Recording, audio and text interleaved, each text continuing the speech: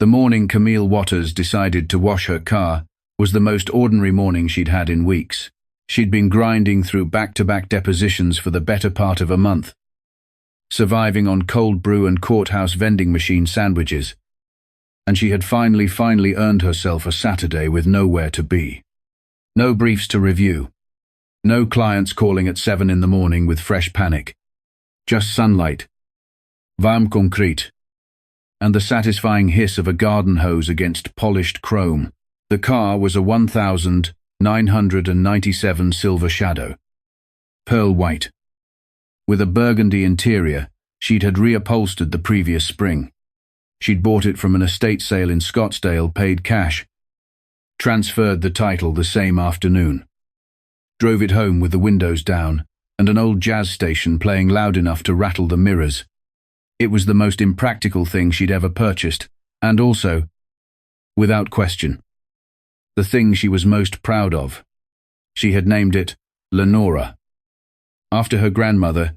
Camille lived in Ashford Glen, a subdivision tucked into the northern edge of Pruitt County, the kind of neighborhood where lawns were manicured to a competitive standard, and residents took a particular interest in one another's business under the pretense of community.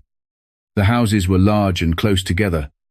Everyone could see everything from their front windows. And most of them did. She'd moved in 14 months ago and spent the first 3 of them believing she'd made a good decision. She was filling a bucket with soapy water when she heard the screen door across the street slam open. Her neighbor, a woman named Brenda Calloway, mid-50s, perpetual yoga pants, always with an expression of deeply principled concern, was standing on her front steps with her arms crossed. Staring, Camille noticed, but said nothing. She wrung out her sponge and started on the hood. A minute passed. Then Brenda called across the street, "Excuse me. Excuse me. Can I ask you something?" Camille looked up. "Morning." "Brenda, is that your car?" There was a pause that lasted exactly as long as it needed to for its meaning to settle. "Yes." Camille said, "That Rolls-Royce right there. That Rolls-Royce right there." Brenda's lips pressed together in the thin, polite way people press their lips together when they've already decided, "You're lying. I've never seen that car before. That wasn't there yesterday. I keep it in the garage mostly. Brought it out this morning." Brenda looked at the car, then at Camille, then back at the car. Then she went back inside. Camille exhaled slowly and went back to washing. She should have known. Looking back later in the weeks and months after everything unfolded, she would think about that exhale and what it meant. The way she had already learned to manage the weight of a stranger's suspicion like weather. Something you move through. Something you've gotten used to. She was working on the rear passenger door, humming something half-remembered, when she heard the second door open. This one was her next-door neighbor's, a man named Garrett Finch, retired, 60s, who had once asked her very politely if she was the new house manager. She'd told him she was the new homeowner. He had nodded with the strained graciousness of a man absorbing difficult news. Garrett didn't say anything. He walked to the edge of his driveway, arms folded, watching. Then Brenda came back outside. She was holding her phone. Camille kept washing. She heard Brenda's voice across the street lowered, but not as much as Brenda seemed to think. "I'm telling you, Gerald, I've never seen this woman before. She's just standing there with some kind of a pause. I don't know. Something doesn't feel right." Camille set down her sponge. She walked to her front door, went inside, and retrieved the leather document folder she kept in the console drawer by the entry, the one that held the car's title, her proof of insurance, and the bill of sale from the Scottsdale estate attorney. She brought it outside, set it on the porch railing, and went back to washing the car. If she was going to have this conversation, she was going to have it on her own terms. The cruiser arrived 11 minutes later. She heard the tires before she saw the lights, a slow roll. The kind of approach that wasn't responding to anything urgent, just following up on a concerned citizen's call. 2 officers, The driver was a man with broad shoulders and close-cropped hair, who climbed out without particular urgency. His partner, younger, hung back near the passenger door. "Ma'am." The first officer, his badge read T. Callister held up one hand in what might have been a wave or might have been a command. "We got a call about a vehicle." "This, your car?" "Yes." "Sir, can I ask your name?" "Camilla Waters." "I live here." She gestured toward the house behind her. "You have any ID registration?" She nodded. Walked to the porch, picked up the document folder, and carried it to him. She opened it to the title page. First her name, her address, the vehicle identification number running in neat type across the top, then flipped to the insurance card. Then to the bill of sale. Officer McAllister looked at each document in turn. He took longer than necessary. Not because anything was unclear.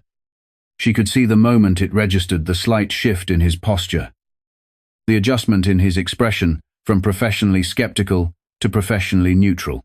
"This all looks in order," he said. "It is." He looked up. His jaw moved slightly. "Someone in the neighborhood reported an unfamiliar vehicle. This vehicle lives in my garage. I brought it out this morning to wash it." "Right." He handed the folder back. "Sorry to bother you." She took the folder. The younger officer was already getting back in the car. McAllister followed, and the cruiser reversed slowly out of her driveway. Camille stood on the lawn for a moment. Brenda was still on her front step. Garrett Finch was still at the edge of his driveway. A third neighbor, she didn't know his name, had only ever seen him walking. A very small dog had appeared on the sidewalk and was watching with his hands in his pockets. Camille looked at all of them for a long moment. Then she picked up her sponge, turned back to the car, and finished washing it. She didn't cry.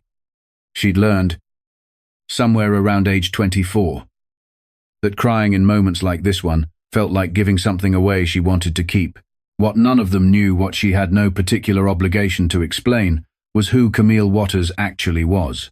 She was a 41-year-old litigation attorney, 7 years into her own practice, with a client list that included 2 regional hospital systems, a mid-sized insurance conglomerate, and a tech startup that had recently been valued at just north of $400 million. She had graduated second in her class from Vanderbilt Law. She had argued in front of the state Supreme Court 4 times and won 3. She had bought this house with cash from a settlement bonus. The same way she'd bought the car. None of that was visible from across the street. She had thought about this before, the gap between what she was and what strangers assumed her to be in the first 10 seconds of looking at her. The assumption that the car couldn't be hers. The assumption that she must be the employee, the caretaker, the uninvited. The particular arithmetic of those assumptions, and what they said about who was allowed to simply exist in a space without justification. She had dealt with this arithmetic her entire life. That afternoon, she called her friend Denise, who was an editor at a mid-size regional publication that covered civic and community affairs. "You should write about it." Denise said, "No." Camille said, "But I might do something about it." What she did, she contacted the Pruitt County non-emergency line and filed a formal complaint with the police department about the interaction, citing the specific policy language around bias-based policing. She also sent a letter measured factual, not hostile, to the Ashford Glen Homeowners Association, describing the incident and requesting clarification on what specific concern had prompted a resident to contact police rather than speaking with her directly. She did not expect much from either of these. She was right. The HOA's response came 8 days later, signed by the board president, a man named Doug Witherspoon, whom she had met exactly once at a welcome committee meeting that had been notably awkward. The letter expressed the HOA's commitment to an inclusive and welcoming community and noted that residents were encouraged to use judgment when contacting emergency services. It did not acknowledge what had happened. It did not apologize. The police department acknowledged receipt of her complaint. That was all. She was not surprised. She was also not finished. What changed things was Brenda Calloway's neighborhood Facebook group post. It appeared 3 days after the incident, a message in the Ashford Glen Neighbors private group, which Camille had been added to automatically when she moved in and had muted immediately. She only saw it because her colleague Marcus, who lived 2 streets over and had remained a member out of something between amusement and surveillance, screenshotted it and sent it to her. "I want to be transparent with the neighborhood." Brenda had written, "A few days ago I observed an unfamiliar person with a very expensive vehicle that I didn't recognize on our street. I felt it was appropriate to report this to ensure everyone's safety. It turned out to be a misunderstanding. I hope everyone understands that we all look out for each other here." There were 37 responses. Most of them were supportive. Several used phrases like "better safe than sorry" and "can't be too careful these days." One person, someone Camille didn't recognize, had written, "Thank you for being vigilant, Brenda. That's what makes this neighborhood what it is." Camille read the post 3 times. Then she called Denise back. "Okay," she said. "I might want to write about it." The piece ran 5 weeks later in Denise's publication, under Camille's byline. It was not a shouting piece. It did not name Brenda Calloway or Garrett Finch or anyone else by name. It was quiet and precise and detailed. The way a legal brief is detailed, building its case with specificity, letting the facts carry the weight. She wrote about what she was doing when the call was made. She wrote about the documents she carried outside preemptively, because she had known. The way you know weather is coming. She wrote about the 11-minute response time and the particular quality of Officer McAllister's silence when he looked at her name on the title. She wrote about standing on her own lawn, in front of her own house, next to her own car, and feeling the full mechanical weight of a neighborhood's collective assumption pressing against her chest. She also wrote about her grandmother, Lenora, who had grown up in a county 3 hours south, where black residents had been systematically excluded from purchasing property in certain neighborhoods well into the 1970s, who had rented for her entire life, not because she couldn't have owned, but because the doors that should have opened had been quietly, persistently held shut, who had told Camille. When Camille was 8 years old, "Baby, when you get to a place they don't expect you to be, you stand there. You don't explain yourself. You just stand." The piece was shared 800 times in its first 24 hours. By the end of the week, it had been picked up by 2 national outlets. Camille's inbox became a thing she had to manage in shifts. The messages split roughly in half. Half were from people who recognized themselves in the story, who had been asked if they belonged somewhere they belonged completely, who had been watched in grocery stores and pulled over on clear roads and questioned at front desks of buildings they owned stakes in. These messages were often short and said things like, "I felt this in my body," or "This is every day," or simply "Thank you." The other half were from people who felt personally implicated, who wrote long explanations of why Brenda had done nothing wrong, who argued that concern was not the same as prejudice, who asked why everything had to be about race. She did not respond to this half. 6 weeks after the article ran, Camille received a hand-delivered letter. It had been slipped through her mail slot on a Tuesday evening. In an envelope, with her name written on the outside in careful handwriting, she opened it, standing in her hallway. "Dear Ms. Waters, I have been trying to write this letter for 3 weeks. I want to tell you that I read what you wrote, and I couldn't stop thinking about it.